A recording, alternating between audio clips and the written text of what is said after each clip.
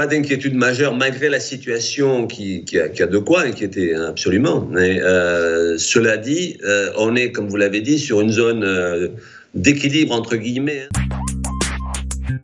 Nous sommes de retour en direct dans cette édition du 21 mars 2025 du live de Téléfinance. C'est désormais, comme on sait bien, il est l'heure de retrouver Antoine Quesada et son chronocac. Bonjour Antoine. Bonjour Antoine. Merci beaucoup d'être avec nous ce matin. Antoine Quesada, vous êtes trader, formateur et coach chez AQTS.fr, avec nous pour nous aider à comprendre comment peut évoluer l'indice phare parisien et dans quelle mesure il est nécessaire de réadapter ou d'adopter de nouvelles stratégies d'investissement ou de trading. Antoine, c'est le brouillard un peu partout sur les places financières mondiales. Le CAC 40, cependant, lui, semble trouver un peu de visibilité puisque malgré cet univers morose, il latéralise aussi entre des niveaux bien définis, bute sur des résistances que l'on connaît, bute sur des supports que l'on connaît. Résultat, est-ce qu'il faut être inquiet ? Jusqu'à présent, Louis-Antoine, vous savez que je n'ai pas été particulièrement inquiet de la situation, en tout cas d'un point de vue purement technique. Hein. Rien ici ne donnait des signes d'inquiétude. En tout cas, moi, pour le moment, bien que, bon, vous venez de le dire, on a des bornes parfaitement identifiées, on le verra plus précisément dans l'autre graphique.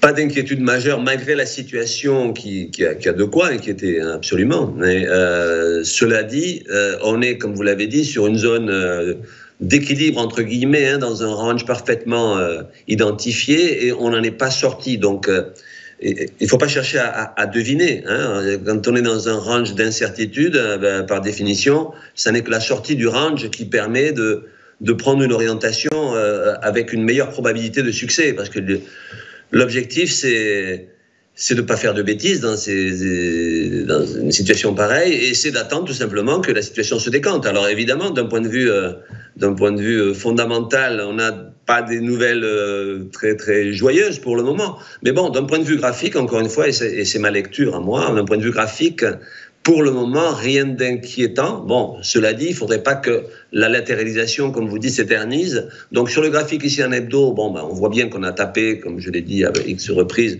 les plus hauts historiques pratiquement à un point près. Depuis, on est dans ce range entre 7900 et 8250 qui sont les plus hauts. Donc, vous voyez la moyenne mobile 8 ici, qui est la ligne en rouge, qui est une moyenne mobile relativement courte par rapport à sa moyenne mobile 20, qui est la médiane de Bollinger. Là, je parle un langage purement technique. On est encore au-dessus de cette moyenne mobile. Donc, pour le moment, je dirais que tant qu'on reste au-dessus de cette moyenne mobile 8, pas d'inquiétude sur un horizon de moyen long terme. Donc, tendance toujours haussière sur le moyen long terme. Revenons au journalier. Voilà, la semaine dernière, je vous disais sur le journalier, alors on avait connu une série de baisses, hein, vous vous rappelez, et finalement, vendredi dernier, on a eu un joli rebond, hein, ce qu'on appelle un avalement. Donc la grande bougie verte que vous avez sur la droite de l'écran, celle qui avale la rouge qui précédait, s'appelle un avalement haussier. Ce sont des termes ésotériques quelque part, mais un avalement haussier, ça signifiait qu'en principe, on allait repartir à la hausse. Et là, je vous ai tracé, puisque le graphique, je l'ai réadapté. Là, il y a eu des petites modifications à faire. Il y a ici un segment oblique vert que j'ai tracé sous la courbe des prix, qui est haussier, alors qu'il est baissier sous l'indicateur. Ça s'appelle une divergence haussière cachée. Alors, je rassure nos auditeurs, elle n'est pas plus cachée que les autres. Elle s'appelle comme ça, c'est pas moi qui lui ai donné ce nom. C'est une divergence qui ne traduit pas un retournement potentiel de tendance, mais plutôt le fait que le mouvement haussier pouvait se poursuivre. C'est ce qui s'est passé sur plusieurs jours. Je vous avais dit la semaine dernière qu'il suffirait que l'on refranchisse à la hausse la moyenne mobile 20, qui est ici en pointillé mauve, et qui passait à ce moment-là sur les 8100 points. Donc, que l'on aille clôturer au-dessus de ces 8100 points pour que la situation s'assainisse. Alors qu'on était parti pour retracer un peu plus copieusement. Et j'avais dit également qu'on a une petite divergence baissière ici, avec des segments rouges, baissière classique de retournement, mais une petite baissière classique en journalier sur une tendance haussière en hebdomadaire, c'est comme un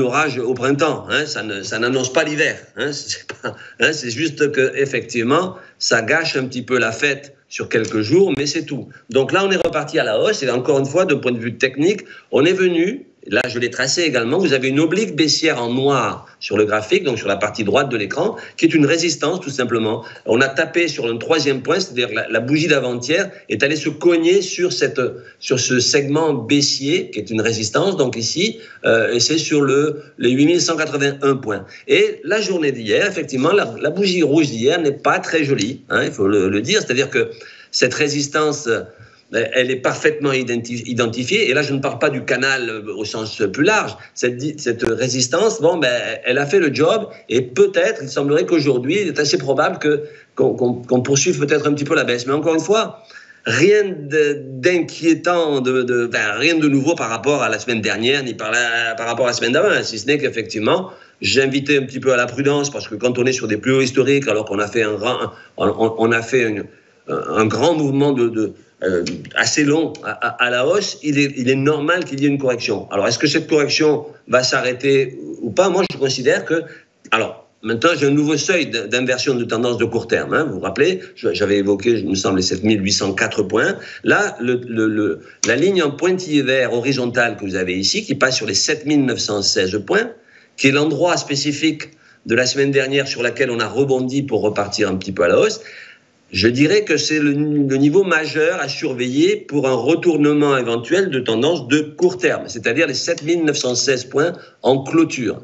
On en est encore loin, mais effectivement, le fait de buter sur la résistance baissière oblique et d'avoir eu un rebond sur ce niveau-là, ça devient maintenant le niveau majeur. Donc, pour le moment, rien d'inquiétant, je ne sais que vous dire, rien de plus que ces dernières semaines. Cela dit, voilà, surveillez les 7916 points, parce qu'un retour sur les 7800 n'est pas du tout impossible, si on venait à le casser naturellement, voire même plus, sans que ça remette en question pour autant la tendance de long terme. Mais à court terme, effectivement, le range, je dirais que c'est un petit peu rétréci. Hein, on risque de naviguer maintenant entre les 8150 et les 7916. Donc là, on est à moins 0,30, on a ouvert en légère baisse. Bon, séance des 4 sorcières aujourd'hui, donc c'est une échéance trimestrielle. Donc en général, il se passe des choses en termes de volume, donc à surveiller. Mais pour le moment, je dirais que je reste confiant sur le fait que tout est possible et qu'une très bonne nouvelle, ou une nouvelle plutôt favorable, serait interprétée